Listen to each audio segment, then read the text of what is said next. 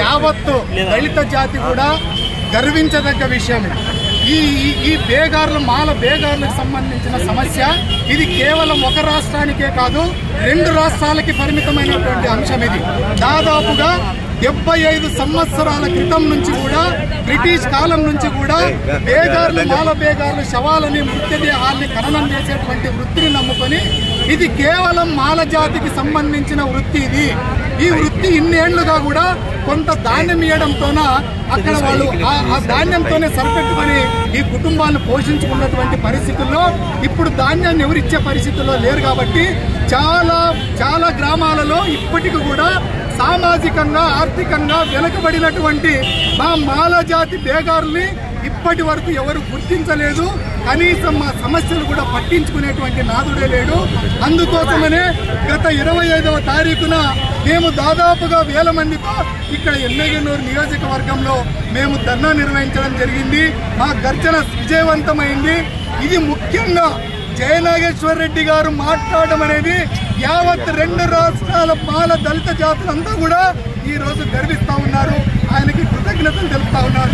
మా సమతా సైనిక దళ తరపు నుంచి యావత్ రాష్ట్రంలో ప్రతి జిల్లాలో కూడా ఆయన చిత్రపటానికి పాలాభిషేకం చేయాలని సమతా సైనిక దళం నిర్ణయించుకునింది.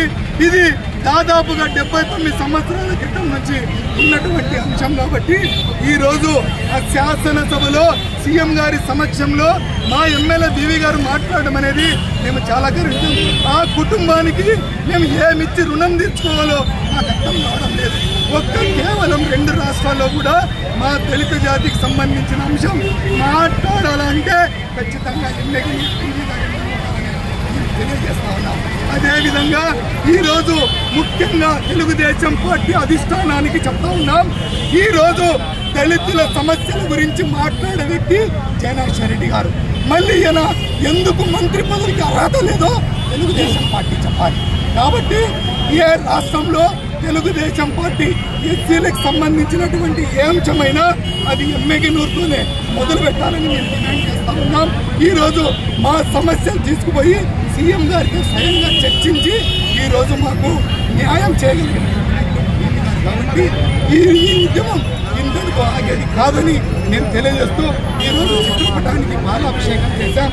మా డాక్టర్ బాబా సాగర్ గారికి పాలాభిషేకం చేస్తూ మా యావత్ 2 రాష్ట్రాల దళితుల తరపు నుంచి జయనాగేశ్వర్ రెడ్డి గారికి ప్రత్యేక ధన్యవాదాలు తెలుపుకుంటూ సెలవు తీసుకుంటున్నాను. జై భీమ్.